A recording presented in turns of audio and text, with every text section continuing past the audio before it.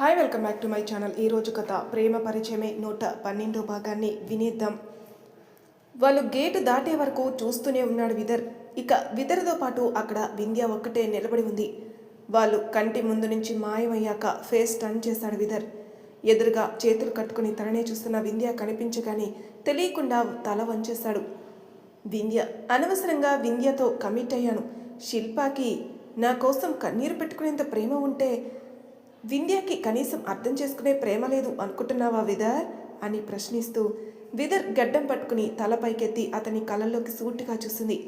విదర్ అర్థం కానట్టు చూసినా తనేం అడిగిందో అర్థమై వెంటనే, మీ నాన్న వ్యవసాయం చేస్తారు, మీ ఫ్రెండ్ వాళ్ళ నాన్న ఎవరో ఒకరు బిజినెస్ చేస్తూ ఉంటారు కదా, ఎప్పుడైనా అనుకున్నావా ఆయనకి ఎందుకు పుట్టలేదు నేనని? విదర్ అని కాస్త గట్టిగానే అంది వింధ్య. వెంటనే, నేను అలా ఎందుకు అనుకుంటాను? మా నాన్న వ్యవసాయం చేయొచ్చు, ఒకరి నుంచి ఆశించకుండా ఆయన స్వశక్తిపై ఆయన నిలబడుతున్నారు. ఆయన ఎప్పుడు ఒకరిని అడిగే స్టేజ్లో లేరు, పెట్టే స్టేజ్లోనే ఉన్నారు.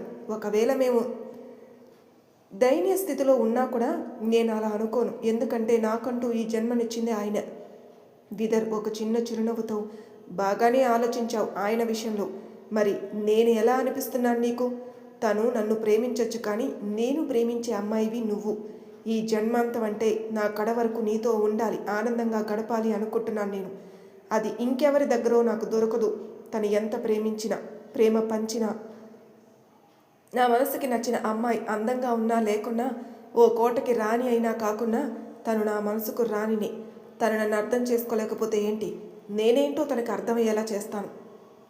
విదర్ మాటలకి వింధ్య తల వంచుకుంది. ఏం మాట్లాడలేదు. తను తప్పుగా మాట్లాడిందని అర్థం అవడంతో, నేను తప్పుగా మాట్లాడుకుంటే మన్నించు. ప్రేమ అనేది కంఫర్ట్ వల్ల రాదు వింధ్య. శిల్ప మనసులో నాపై ప్రేమ ఉంది, కానీ నా మనసులో అలా లేదు. బట్ మనిద్దరి విషయంలో ఒకరిపై ఒకరికి తెలియకుండా ఏర్పడింది కదా ఈ భావం అన్నాడు. వింధ్య ఏం మాట్లాడకుండా సారీ అని తలదించేసింది. తలెత్తు వింధ్య అన్నాడు. వింధ్య తలెత్తగానే వింధ్య కళ్ళలోకి చూస్తూ, ఆ రోజు నేనేంటో తెలియక వెళ్ళిపోమన్నావు, ఈరోజు నా ఆలోచనని తెలుసుకోలేక ఇలా ప్రశ్నించావు అని ఓ చేత్తో వింధ్య చేయి పట్టుకుని తన హృదయంపై పెట్టుకుని, ఇక్కడ నీ రూపం పదిలమయ్యింది వింధ్య, దాన్ని ఈ గుండె ఆగే వరకు ఎవరూ చెరపలేరు. ఐఎమ్ సారీ అని ఇంకో చేత్తో చెవిని పట్టుకుని, నేనేదో నార్మల్గా అడిగాను విదర్, నువ్వు సీరియస్గా తీసుకుని ఇంత క్లాస్ నడిపిస్తున్నాయి అని నేను అనుకోలేదు. సరేలే కానీ ఇంకోసారి అలా అనుకో అని వింధ్య చేయి వదిలేశాడు విదర్. అంటే అలా కాదు, శిల్ప కూడా బాగుంటుంది కదా అంది వింధ్య. ఈ అమ్మాయిలు మారు అని మనసులో అనుకుని, చూడు అని తన మొహం వైపు వేలు పెట్టి గుండ్రంగా తిప్పి చూపిస్తూ, ఫేస్ చూసి కలిగేది ఆకర్షణ, మనసు చూసి మరొక మనసుని పరవశంకి గురి చేసేదే ప్రేమ. నీ విషయంలో నేను అలా ఫీల్ అయ్యాను.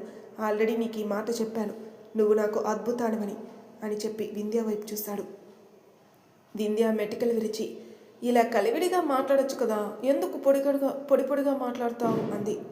అంటే నన్ను రోజు నీతో గొడవ పడమంటున్నావా వింధ్య? చచా అలా కాదబ్బా. మరి అలా? సరేలే, తెలిసి తేయకుండా నేను ఇబ్బంది పెట్టేస్తుంటే ఇదిగో ఇలా క్లాస్ పికి చొరవ తీసుకో అని విదర్ని మాట్లాడనివ్వకుండా వెళ్ళి లగేజ్ తెచ్చుకుందామా అంది. విదర్ తలూపి లోనికి వెళ్ళాడు.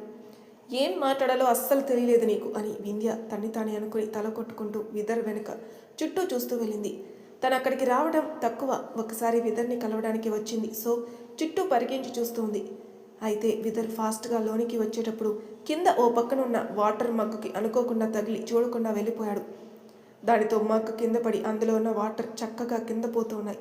నన్ను ఆపేవాళ్ళు లేరు అనుకుంటూ చుట్టూ చూస్తూ వచ్చిన వింధ్య ఏమాత్రం ఆ నీళ్ళని చూడకుండా కాలు వేసింది. వేసిన కాళ్ళు అలానే వెనక్కి జారటంతో ముందుకు పడబోయింది. అక్కడికి సర్ది ఉన్న లగేజ్ని తీసుకుని వస్తున్న వింధ్య పడడం చూసి ఓ చేత్తో ట్రాలీని బ్యాలెన్స్ చేస్తూనే ఇంకో చేత్తో వింధ్యాని పడకుండా ఆపాడు. భయపడిన విదర్ పట్టుకోవడంతో తనని తాను ప్రశాంతపరుచుకుని వెంటనే దూరం జరిగి థ్యాంక్ యూ అంటూ మళ్ళీ వాటర్పై కాలు వేయిపోయింది. అప్పటికే అక్కడ ఏమైందని చూస్తూ వాటర్ పోయాయని చూసిన విదర్కి, హే వింధ్య జాగ్రత్త అని తన చేయి పట్టుకుని పక్కకు లాగి, వాటర్ పోయినట్టున్నాయి అని వింధ్య చేయి వదిలి మగ్గు సరిగ్గా పెట్టి చూసుకుని పదా అన్నాడు. వింధ్య తలూపి, నేను హెల్ప్ చేయనా అంది. నువ్వు జాగ్రత్తగా వస్తే అదే నాకు పెద్ద హెల్ప్ అని వింధ్య చేయి మళ్ళీ పట్టుకుని వాటర్ దాటాక హ్యాండ్ వదిలేశాడు. వింధ్య తల అడ్డదిడ్డంగా ఊపి విదర్ వైపు కళ్ళెత్తి చూస్తూ, నీ ప్లేస్లో నేనుంటే కావాలని నా మీద పడాలని చూసావని అరిచేసేదాన్ని తెలుసా అంది. నాకు తెలుసులే అని హాఫ్ ఫేస్ టర్న్ చేస్తూ చెప్పాడు విదర్. వింధ్య మూతి తిప్పి, అలా అరవవులే వింధ్య అంటావనుకున్నానే అని భుజాలు ఎగరేసుకుని ముందుకు వెళ్ళిపోయి గబగబా నడుస్తూ వెళ్తుంది. విదర్ నవ్వేసి వింధ్య నడకకి తన వాలు జడ వాలుగా ఊగిపోతూ ఉంటే వెంటనే నవ్వుతూ ఆ జడని పట్టుకున్నాడు విదర్. చైన్ లాగితే ఆగిపోయిన ట్రైన్లా ఆగిపోయింది వింధ్య. విదర్ ఆ జడని చూసి, మనకో పాప పుడితే తన హెయిర్ కూడా ఇలా ఉంటే బాగుండు అన్నాడు. వింధ్య నవ్వేస్తూ వెనక్కి తిరిగి జడలాక్కుని, వెనకటికి నీలాంటి వాడొకడు అని విదర్ ఇన్నోసెంట్ ఫేస్ని చూస్తూ నవ్వుతూ, ఏం లేదులే, ఇంకా పెళ్లి కాలేదు కానీ పిల్లల వరకు వెళ్ళావే అని జడ ముందుకు వేసుకుని నడవసాగింది. విదర్ ఇబ్బందిగా నవ్వేసి వింధ్య వెనక వెళ్ళాడు. లోనికొచ్చాక విశ్వేశ్వరరావు గారు వాళ్ళిద్దరిని చూసి నవ్వుతూ, అమ్ములు, అబ్బాయిని అన్నయ్య గది పక్కన గది వాడుకోమను. వింధ్య తలూపి, నేను తీసుకెళ్ళినా తాతయ్య అంది. విశ్వేశ్వరరావు గారు తీసుకుని వెళ్ళు అని తలూపారు. వింధ్య చిన్న నవ్వు బదులిచ్చి రా విదర్ అని తీసుకుని వెళ్ళింది. వింధ్య మొహంలో కొత్తగా వచ్చిన మెరుపును చూస్తున్న విశ్వేశ్వరరావు గారు పక్కనున్న విహార్ గారితో, నీ కూతురు ఆనందం దొరికేసిందిరా విహార్ అన్నారు నవ్వుతూ. ఆయన వెళ్తున్న వింధ్యాని చూస్తూ చిన్న నవ్వు బదిలిచ్చారు. విదర్ని వింధ్య గదికి తీసుకుని వెళ్ళి, లగేజ్ ఇక్కడ ర్యాక్స్లో సర్దమంటావా విదర్ అని అడిగింది. ఇట్స్ ఓకే వింధ్య, నేను చూసుకుంటాను అన్నాడు. పర్లేదు విదర్, నీకేమైనా కావాలంటే నన్నే అడుగు, నేను చేస్తాను. విదర్ నవ్వుతూ కళ్ళార్పాడు. వింధ్య నవ్వుతూ, మళ్ళీ చెప్తున్నాను, ఆ రోజు ఆ నైట్ నేను నీతో మాట్లాడిన మాటలు, ఈరోజు తప్పుగా అన్న మాటలకి పెద్ద సారీ అంది. విదర్ నవ్వి, బంధం బలపడాలంటే కొన్నిసార్లు కలహాలు కావాలలే వింధ్య అన్నాడు. అదంతా నాకు తెలియదులేండి, సారీ చెప్పాను కదా, యాక్సెప్ట్ చేయండి అని. ఇక నేను వెళ్తున్నాను అని అక్కడి నుంచి వెళ్ళబోయింది. వింధ్య అన్నాడు విదర్. దానితో వెనక్కి తిరిగిపోయి, చెప్పు విదర్ అని అంటూనే కళ్ళెగరేసింది. నువ్వు చీరలో చాలా బాగుంటావు. ఇప్పుడు నేను చీరలో లేను కదా అని తన్ను తాను చూసుకుని, అయినా ఆ రోజు చెప్పావు కదా. మళ్ళీ చెప్పాలనిపించింది అన్నాడు తడబడకుండా. అవునా అని ఆలోచిస్తూ, చీర కట్టుకుంటే నా హైట్ అండ్ వెయిట్కి కొసరంత పర్సనాలిటీ అనిపిస్తుందబ్బా. మా అమ్మ కూడా చెప్పి పూడ్చారులే, అందుకే చీర జోలికి పోకూడదని దృఢంగా అనుకున్నాను. వింధ్య చెప్తూ ఇచ్చిన ఎక్స్ప్రెషన్కి నవ్వేస్తూ తలూపాడు విదర్. వింధ్య, ఎందుకు చెప్పానో అర్థమైంది కదా, నీకు నచ్చుతుందని చీర కట్టుకుంటే నన్ను ఆంటీ అనేస్తారేమో అని భయం, పైగా నీకేం సూపర్ హీరోలా ఉంటావు, నేను అని మూతి తిప్పుకొని నవ్వేసింది. విదర్ నవ్వుతూ, సరే వింధ్య, బట్ నువ్వు అలా చాలా బాగున్నావు అన్నాడు. వింధ్య థ్యాంక్ యూ అంటూ తల తిప్పుతూ అక్కడి నుంచి వెళ్ళిపోబోయింది. విదర్ మళ్ళీ వింధ్య అన్నాడు. వింధ్య ఈసారి హాఫ్ ఫేస్ టర్న్ చేసి, చెప్పు విదర్, ఎందుకో నీతో మాట్లాడాలని ఉంది కానీ మాటలు దొరకట్లేదు. వింధ్య నవ్వేసి, ఫ్రెష్ అయ్యి తినటానికి రా, మా వదిన కష్టపడి చేసింది అసలే. అవును, నీకు వంటొచ్చా అని టక్కున విదర్ వైపు తిరిగింది. వంట రావాలా, బట్ నాకు రాదు అన్నాడు. పర్లేదులే, నాకు రాదు, అత్తమ్మ దగ్గర కన్నా ముందు మా ఇంట్లో కొంచెం నేర్చుకుంటాను, ఆ తర్వాత అత్తమ్మ నువ్వు నేర్పించండి. నన్ను నేర్చుకోమంటున్నావా ఇండైరెక్ట్గా? నేర్చుకుంటే మంచిది అంటున్నాను అని నవ్వేస్తూ గది తలుపు వరకు వెళ్ళింది. విదర్ మళ్ళీ వింధ్య అన్నాడు. ఉఫ్, ఈసారి ఏంటి విదర్ అని వెనక్కి తిరిగింది. నీ నవ్వు మెస్మరైజింగ్గా ఉంది అన్నాడు. నిజానికి నా నవ్వు అలానే ఉంటుంది అని నవ్వేస్తూ గది దాటి బయటికి వెళ్తూ విదర్ని చూసి నవ్వుతూ వెళ్ళింది. విదర్ వింధ్య మాటల్ని తలుచుకుంటూ లగేజ్ అక్కడ సర్దుకుంటూ ఉన్నాడు. గదికి వెళ్ళిన దాత్రి వెంటనే డ్రెస్ తీసుకుని వాష్రూమ్ వైపు అడుగులు వేసింది. అంతలో శౌర్య వచ్చి ఆ గది లోపలికి వెళ్ళనివ్వకుండా అడ్డుగా నిలబడ్డాడు. శౌర్య అలా నిలబడగానే అసహనంగా శౌర్య అంది. బేబీ డాల్, నన్ను నువ్వు శౌర్య అంటే తెలియని హాయి ఏదో మనసుకి తెలుస్తోంది అని నవ్వేశాడు. దాత్రి చాలా చిరాగ్గా ఉంది, తప్పుకోవా ప్లీజ్ అంది. ఇలా కాదు, ఇంకోలా అడుగు, తప్పుకుంటా అన్నాడు. ఇంకెలా అంది దాత్రి. తెలియనట్టు మాట్లాడుకో, నాకేం కావాలో నీకు తెలుసు కదా.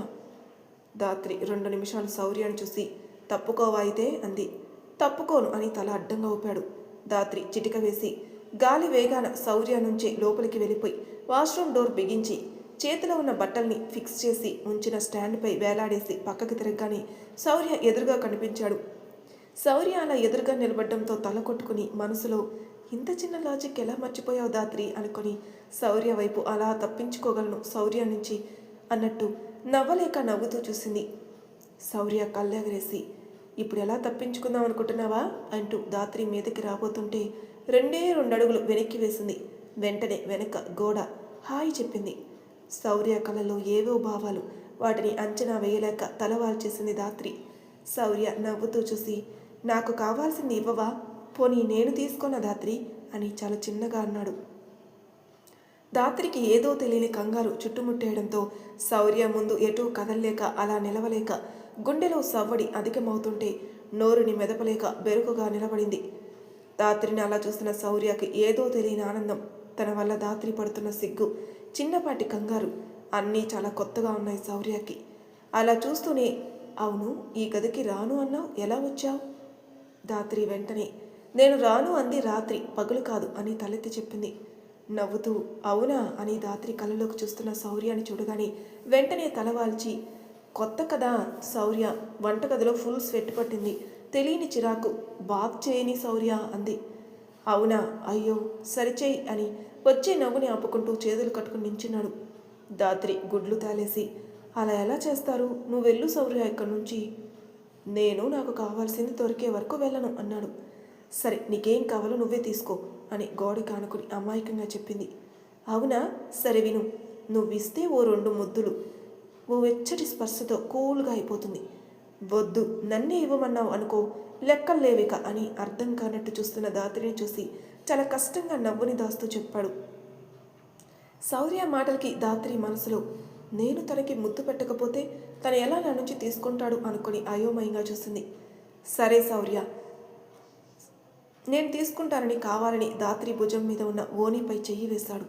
దాత్రి ఎలా రియాక్ట్ అవుతుందో చూడాలని.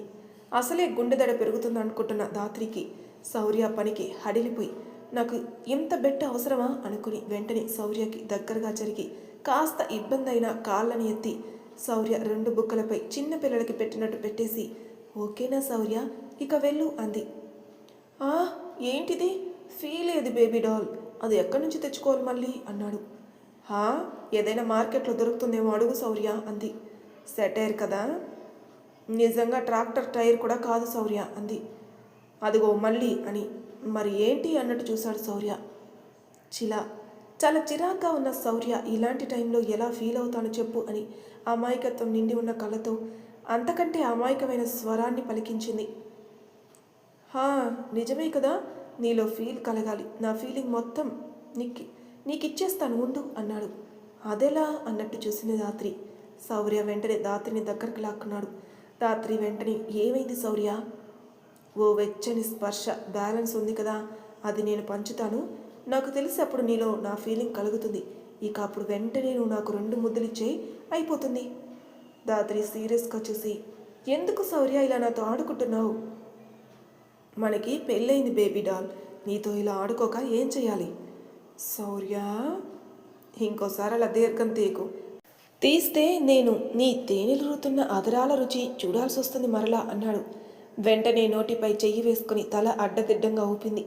శౌర్యకి అలా ఉన్న దాత్రిని చూడగానే పిచ్చ క్యూట్గా అనిపించి చిన్న చిరునవ్వుతో తన నుదుటిపై ముద్దిచ్చి అంతే విధంగా దాత్రిని పెనవేసుకున్నాడు. వయసు కలిగిస్తున్న భారమో, ఇద్దరిలో మెదిలిన భావాల ప్రభావమో ఒకరినొకరు విడవలేకపోయారు. కాసేపటికి శౌర్య చాలా చిన్నగా కుసకుసలాడుతున్నట్టు దాత్రి చెవులో, ఫీల్ వచ్చిందా, ముద్దిస్తావా అన్నాడు. శౌర్య మాటలో విన్న దాత్రికి చిరుచునుకు భూమిని ముద్దాడితే కలిగిన పులకరింత కలిగి ఆనందంగా ఎంతో ప్రేమతో అలానే ఉండి శౌర్య చెంపకి తన చెంపని ఆనించి అత్యంత చిన్నగా పెదవులతో తాకింది. ఆ స్పర్శ కోసం ఎదురు చూస్తున్న శౌర్య ఆ భావాన్ని అనుభూతి చెంది తెలియని మైకంతో దాత్రి నడుం చుట్టూ వేసిన చేతిపై బలం పెంచాడు. అయినా కూడా దాత్రి అలానే ఉండి, ఇది సమయం కాదు శౌర్య, నాకు అర్థమవుతున్నాయి నీ వేషాలు, కానీ ఒక్కరోజుకే మర్చిపోలేనన్ని గుర్తులిచ్చావు నా మనసుకి అని శౌర్య భుజంపై ముద్దిచ్చింది. దాత్రి మాటలతో తన భావాల నుంచి తేలికపడి సారీ అని దూరం జరిగాడు. వెంటనే దాత్రి శౌర్య చేతులు పట్టుకుని ఎగిరినట్టు శౌర్య తలకి ఢీ ఇచ్చి, అవసరం లేదు, చెప్పాను కదా, మరిచిపోలేని గుర్తులు, జ్ఞాపకాలు, అవి నాకు కావాలి నీ నుంచి అని నవ్వుతూ చూసింది. దాత్రి వైపు ఇష్టంగా చూసి నవ్వుతూ తన తలపై చెయ్యి వేసి, సరే ఫ్రెష్ అయ్యిరా అని వెళ్ళబోయాడు. దాత్రి శౌర్య చేయి పట్టుకుని ఆపి, ఇంకో బుగ్గపై ముద్దివ్వలేదుగా, నేను అని చొరవగా అతని కాలర్ పట్టుకొని లాగి శౌర్య బుగ్గపై మరో సంతకాన్ని చేసింది. శౌర్య దాత్రి దూరం జరిగిన వెంటనే నవ్వుతూ కన్ను కొట్టి అలాగే దాత్రి తలకి ఢీ ఇచ్చి ఎంతో ఆనందంతో బయటికెళ్ళిపోయాడు. దాత్రి శౌర్య పనుల్ని తలుచుకొని మురిసిపోయి మరి కాసేపటికి ఫ్రెష్ అయి అద్దం ముందుకు చేరింది.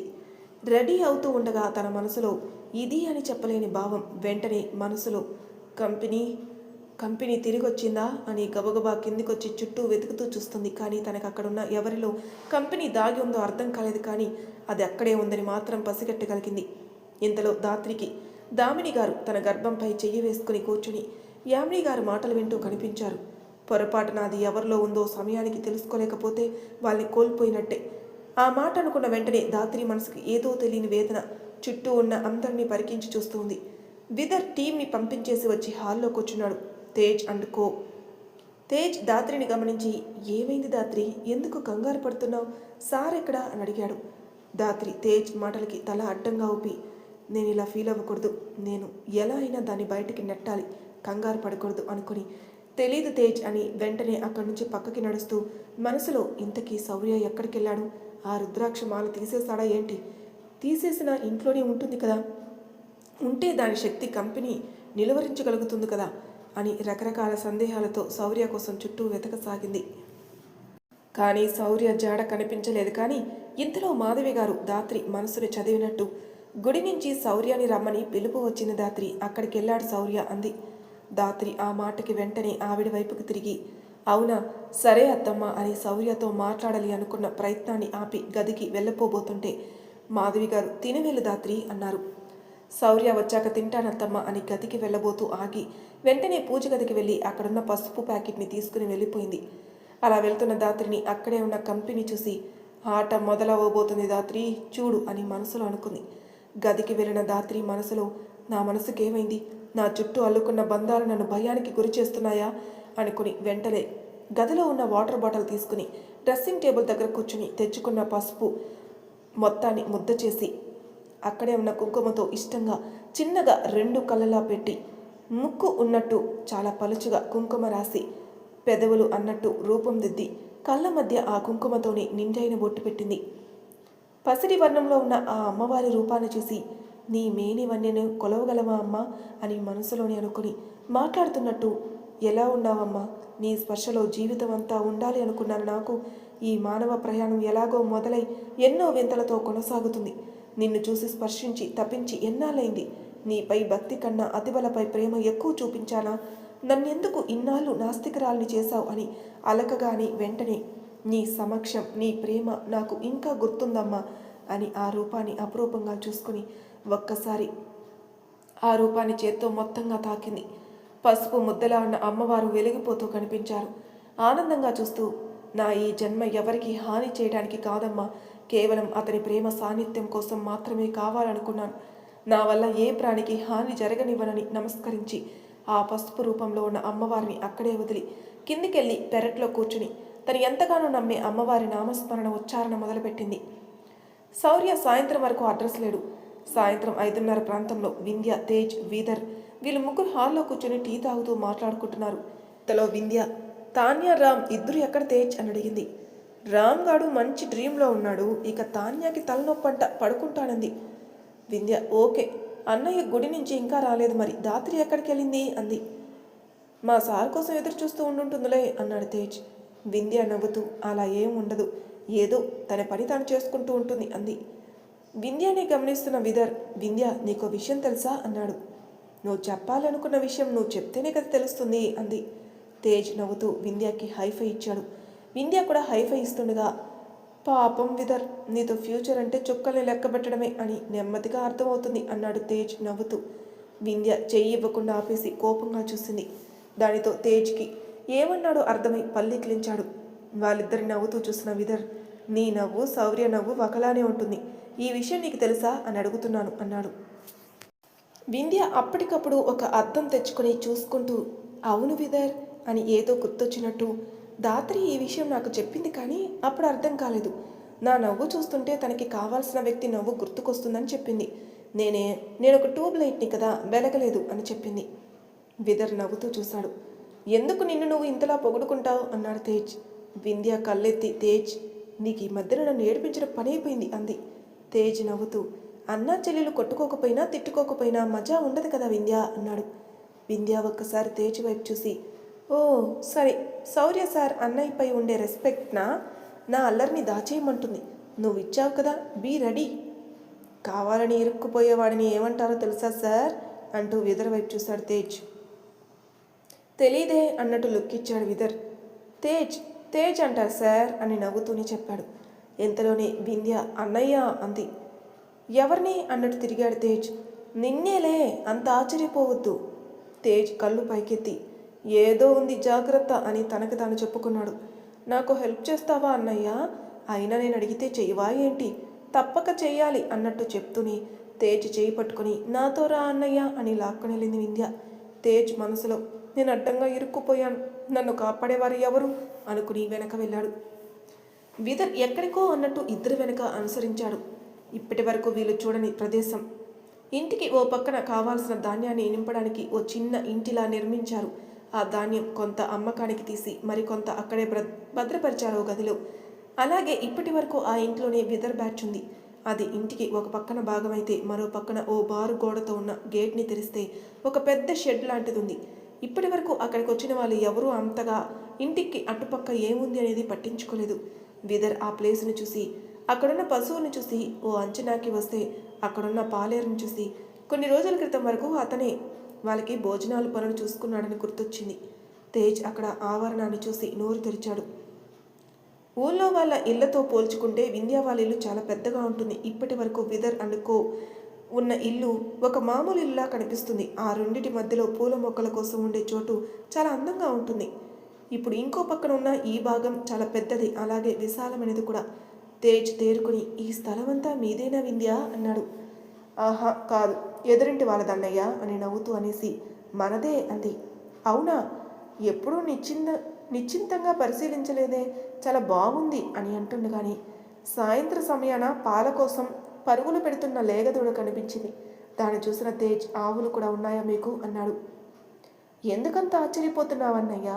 ఈ షెడ్లో గేదెలు, ఆ వెనక షెడ్లో ఆవులు ఉన్నాయి అంది. తేజ్ అటు చూస్తూ, కొంపదీసి నన్ను ఇక్కడ అంటూ చుట్టూ చూస్తున్నాడు.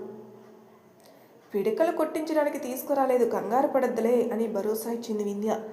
విదర్కి మాత్రం ఆ చోటు చాలా కొత్తగా చల్లగా ఉంది. పక్కనున్న కొబ్బరి చెట్ల నీడపడి చుట్టూ చూస్తూ ఉన్నాడు. తేజ్, అవునా, అయితే పర్లేదు అని గుండె మీద చెయ్యి వేసుకుని కాస్త పక్కగా ఉన్న గడ్డివామును చూసి, పోనీ వీటి మేత కోసం గడ్డి లాగిస్తావా, వీటికి గడ్డి వేయిస్తావా అన్నాడు భయంగా. విదర్ అటు చూశాడు. చాలా పొడవాటి వాము చక్కగా అమర్చారు. వింధ్య తేజ్ మాటలకి, నిన్ను నాకు హెల్ప్ చేయాలని తీసుకొచ్చానులే కానీ నర్సయ్య బాబాయ్ కాదు అని షెడ్ లోపలికి వెళ్ళి ఏదో వెతికి దొరకగాని తీసుకొచ్చి తేజ్ చేతిలో పెట్టింది. తేజ్ దాన్ని చూసి ఇదేంటి అన్నాడు. విదర్ కూడా ఏంటా అది అన్నట్టు చూశాడు. బంధం, ఇది నీ కాళ్ళకు వేసుకుంటే కోతి మాదిరి ఎక్కేయచ్చు ఆ కొబ్బరి చెట్టుని అంది వింధ్య. ఏంటి అని ఆశ్చర్యపోయి ఒక్కసారి ఆ కొబ్బరి చెట్టు వైపు చూశాడు తేజ్. వింధ్య, హా అన్నయ్య, నాకు బోండం తాగాలని ఉంది, ఎప్పటి నుంచో అడుగుతున్నాను. ఆకాశాన్ని అంటుకున్నాయన్నట్టు ఉన్న ఈ కొబ్బరి చెట్టుని ఎవరు ఎక్కుతారని తోసేస్తున్నారు నా మాటల్ని. ఈరోజు నువ్వు ఎక్కి వాళ్ళందరి మాటలు తోసేయాలన్నయ్య. ఈ వింధ్య పరువు నిలబెట్టాలి నువ్వు అంది. మరి తర్వాయి భాగంలో ఏం జరగబోతుందో నెక్స్ట్ ఎపిసోడ్లో తెలుసుకుందాం. అంతవరకు నా ఛానల్ సబ్స్క్రైబ్ చేయని వాళ్ళు ప్లీజ్ సబ్స్క్రైబ్ చేసుకోండి, లైక్ చేసి షేర్ చేయండి. మీ అభిప్రాయాలు నాకు కామెంట్ రూపంలో తెలియజేయండి. Thank you for listening.